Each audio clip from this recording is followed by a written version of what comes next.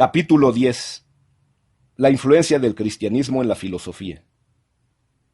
1. Filosofía y cristianismo. El cristianismo apareció en la historia cuando la razón había encontrado en Grecia su expresión sistemática con la filosofía de los genios, hasta aquí estudiados.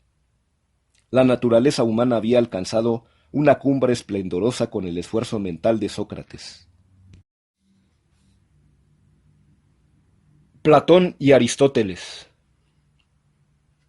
Independientemente de ese desarrollo filosófico y en un ambiente totalmente diferente, la revelación cristiana aportará nuevos datos acerca de Dios, el hombre y su conducta, inalcanzables con el solo uso natural de las facultades humanas. Varios conceptos como Dios, hombre, conducta humana, sentido social y otros muchos van a ser enriquecidos y afirmados por lo que constituye el objeto de la fe cristiana.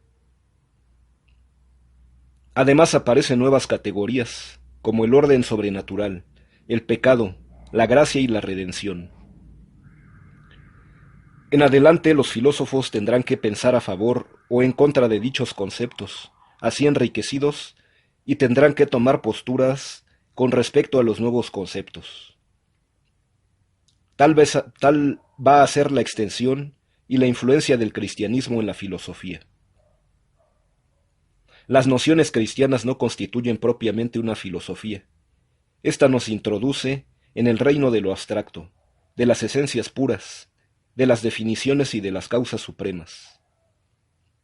Ahora bien, Jesucristo no hizo definiciones, ni explicó por medio de causas. Su lenguaje es metafórico. No es un profesor teórico, sino un maestro práctico acerca de la vida. El cristianismo no es un sistema conceptual, es una religión, religación del hombre con Dios. Es norma de vida. Sin embargo, hay un mensaje escrito, la Biblia, y a partir de allí han nacido una filosofía y una teología cristianas que tratan de comprender el sentido profundo de ese mensaje y esa cosmovisión. En este capítulo intentaré esclarecer cuáles fueron los datos cristianos que ennoblecieron los conceptos filosóficos ya estudiados en la antigüedad griega. La explicación gira alrededor de los conceptos de Dios, el hombre, la conducta humana y la conciencia comunitaria. 2. El concepto de Dios. A diferencia del Dios platónico y aún más del Dios aristotélico, el cristianismo anuncia la existencia de un Dios que sintetiza la trascendencia con la inmanencia. Por su trascendencia, Dios es absolutamente diferente a las cosas de este mundo, y no hay lugar a la confusión propia del panteísmo. Por su inmanencia, Dios está presente en los seres mundanos, en las cosas y en el hombre. Además, Dios es el creador del hombre, y nada escapa a su poder y acción. En todas las cosas aparece la huella de la creación divina. El hombre mismo está creado a imagen y semejanza de Dios. La marcha del universo es objeto de especial cuidado por parte de Dios. Aparecen pues los conceptos de creación y de providencia, que no habían sido barruntados en la filosofía griega. Al mismo tiempo, junto con este poder y esta perfección divinos, la revelación cristiana nos habla de un Dios Padre, es decir, de un Creador que trata al hombre con especiales lazos de benevolencia. La imagen fría de Dios, de un Dios justiciero o alejado del interés y la comunicación humana, se convierte en la imagen de un ser bondadoso, al que todos podemos llamar Padre. Por último, Dios es amor, lo cual significa que es el bien mismo, en tanto difusivo y benefactor. Solo con esta noción de Dios puede entenderse la cosmovisión cristiana que coloca en la cúspide de los valores a la caridad, el amor de benevolencia y la actitud heroica del interés y del sacrificio amoroso. 3. El concepto del hombre. El hombre dentro de la doctrina cristiana no es solo espíritu, sino que es una síntesis de materia y espíritu. Cierto que el espíritu es superior, pero esto no es obstáculo para que la salvación del hombre alcance sus dos niveles. De otro modo no podría entenderse el misterio de la resurrección de la carne. La naturaleza humana es buena, puesto que es creación divina y está hecha a imagen y semejanza de Dios.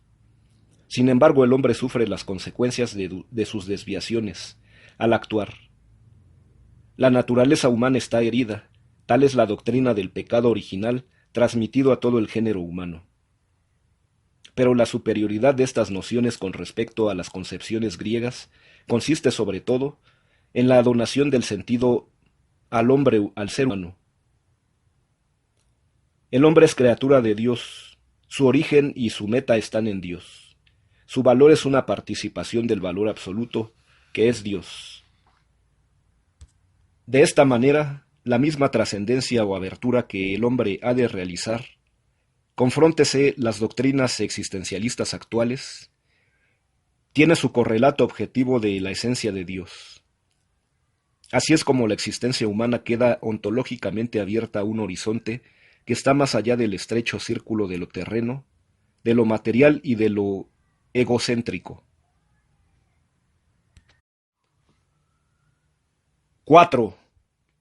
La conducta humana. Dentro del cristianismo como tal, impera la ley del amor. Esto significa que el móvil de la conducta humana no debe consistir tanto en el adusto sentimiento de obligación, sino en la interna tendencia de generosidad, donación y sacrificio.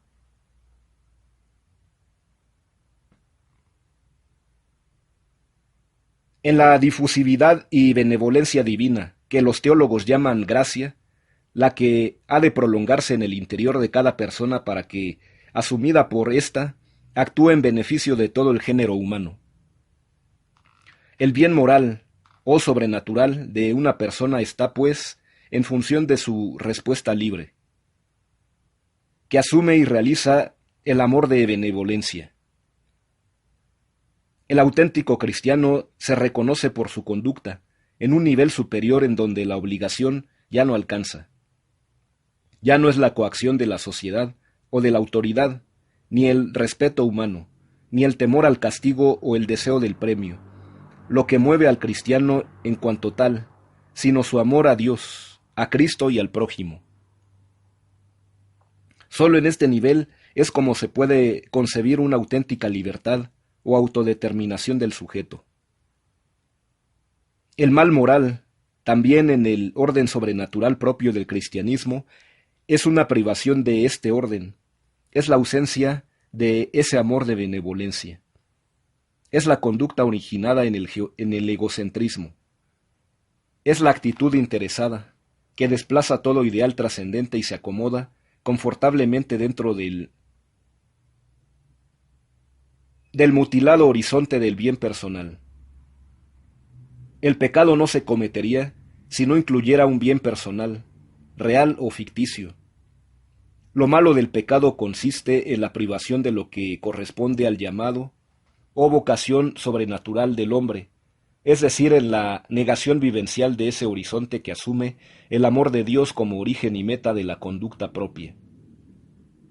El pecado es la negación de la caridad, con la conducta personal.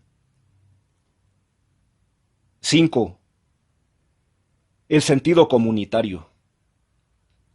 Es fundamental dentro del cristianismo la integración de una comunidad.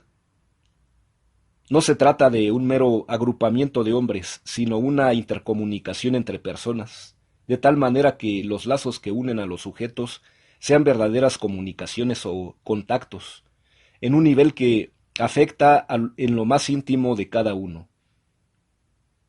En el cristianismo, la caridad es el lazo que une, no solo a los hombres con Dios, sino a los hombres entre sí mismos. Y su valor es suficiente como para servir de característica distintiva del auténtico cristiano.